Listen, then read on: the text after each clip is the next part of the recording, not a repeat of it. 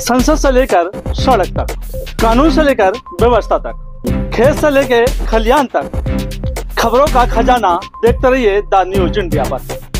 नमस्कार दोस्तों, मैं आपके साथ चौहान और आप देख रहे हैं द न्यूज इंडिया। बता दें कि पाकिस्तान को जिस तरह से भारत सबक सिखा रहा है, क्योंकि उसने एक हरकत की थी जब हमारे भारत के टूरिस्ट कश्मीर घूमने गए थे, पुलगांव घूमने गए थे, तो उस समय उन्होंने नाम पूछकर उनका हत्या की थी। लेकिन मोदी सरकार ने जब प्रण लिया कि तुम्हें मिट्टी में मिला देंगे, तो वो घड़ी आ चुकी है।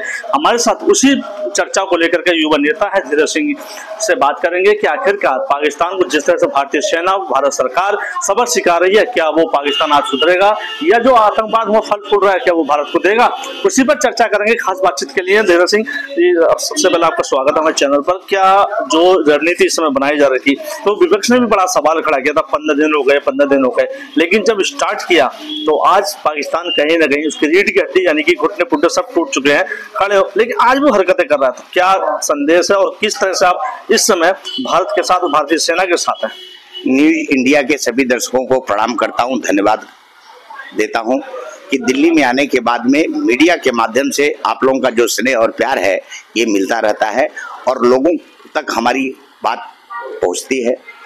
मैं बताना चाहता हूं कि पाकिस्तान जो हरकत कर रहा है ये दुनिया के सामने है, न कि भारत के सामने है। माननीय प्रधानमंत्री जी के द्वारा, माननीय हमारे रक्षा मंत्री जी के द्वारा, माननीय गृह मंत्री जी के द्वारा और 140 करोड़ जनता के द्वारा ये निर्णय लिया गया हुआ है कि इस बार जो है पाकिस्तान को मिट्टी में मिलाने का काम किया जाएगा। यही हमारा कहना है। पाकिस्तान के सैकड़ों ड्रोन की तबाही कर दी है, 400 के आसपास मार चुके हैं और लगातार ऊपर भी वो कभी चीन के कभी आसपास के जो देश है उनके ड्रोन भेज रहा है, अब बॉम्ब लगाकर भेज रहा है ताकि कहीं क्षति हो, लेकिन उसको पहले भी हमारे जो सिस्टम है उसको डिफ्यूज कर दे रहा है। और पल पल की खबर जो हमारी सेना है रोज ब्रीफ कर रही है, सरकार भी लगातार बैठक कर, CCA की बैठक करो, चाहे रक्षा मंत्री की बात करें या फिर डबवाल की बात करें, सब मीटिंग में लगा। लेकिन पाकिस्तान के जो आला कमान, जो मंत्री, बड़े बड़े जो PM तक वो लापता है, तो क्या लगता है कि उसकी कमर टूट चुकी है इस बार भारत से? देखिए, कहा गया है कि मरता क्या नहीं करता, जो पहले से मरा हुआ है वो हमारे भारत का क्या कर सकता है। लेकिन हमारी भारत की सेना, हमारे देश के प्रधानमंत्री जी, हमारे देश के रक्षा मंत्री जी, गृह मंत्री जी एकदम निगाह लगा करके बैठे हुए हैं कि इस बार उनको छोड़ना नहीं है।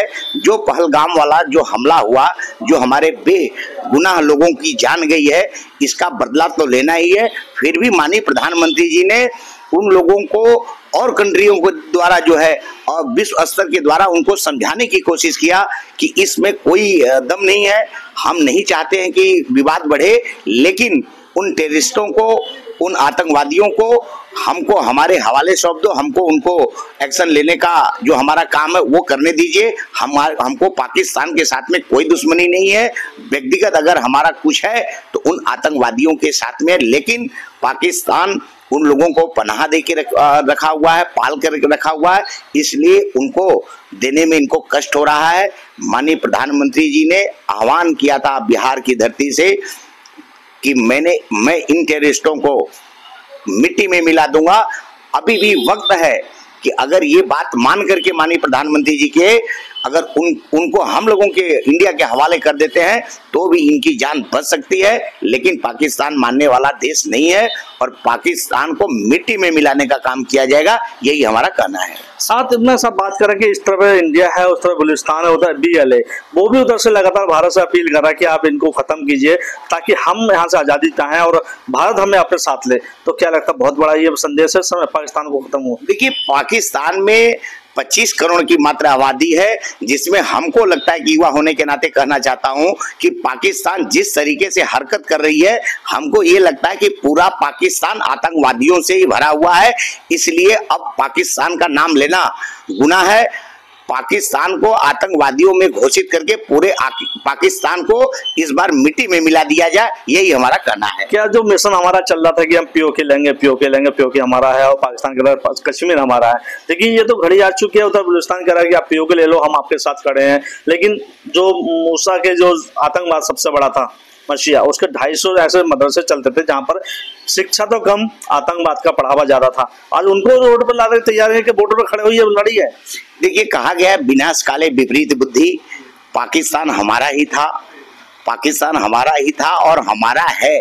पीओके तो एक बहाना है। इस बार जो है, जो आर पार की लड़ाई है, ये कुछ ही दिनों में देखने को मिलेगा कि हमारा झंडा लाहौर में जो है फहरा रहा है। यही हमारा कहना है। तो क्या लगता है इस बार हमारी जो सेना है वो लगातार कहीं ना पूरी युवा भी हमारे साथ है कि वो कह रहे हैं कि हम सेना के साथ हैं, अगर जो भी जरूरत पड़ेगी मदद की, मेडिकल की, ब्लड की, डोनेशन, कई ऐसी लोग सामने आए हैं कि हम उसको देने के तैयार सरकार को, और साथ सेना के लिए शौर्य बढ़ा रहे हैं। तो युवा और जो नए युवा है वो भी चाहते हैं कि हम बॉर्डर पर जाएं। तो क्या लगता है आप युवाओं की तरफ से क्या संदेश सेना के लिए? देखिए, कि युवा होने के नाते कहना चाहता हूं कि ऐसी कोई जरूरत ही नहीं पड़ेगी और हमारी सेना का वो लोग जवाब देने के लायक ही नहीं है। इसलिए सेना भी बार बार यही चाह रही है कि ये लोग ऐसा हरकत ना करें। लेकिन एक युवा होने के नाते बताना चाहता हूं पूरे देश के युवाओं को कि इस बार की जो लड़ाई है ये आर पार की लड़ाई है। ये माननीय प्रधानमंत्री जी के शान की लड़ाई है, हमारे हिंदुस्तान के आन बान और शान की लड़ाई है।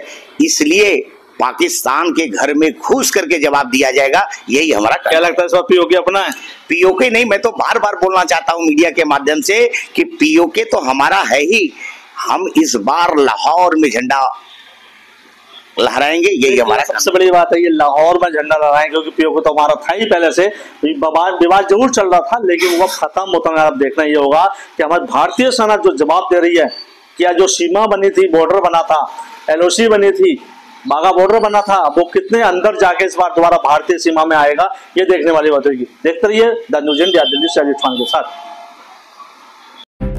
संसद से लेकर सड़क तक, कानून से लेकर व्यवस्था तक, खेत से लेकर खलियान तक, खबरों का खजाना देखते रहिए द न्यूज इंडिया पर।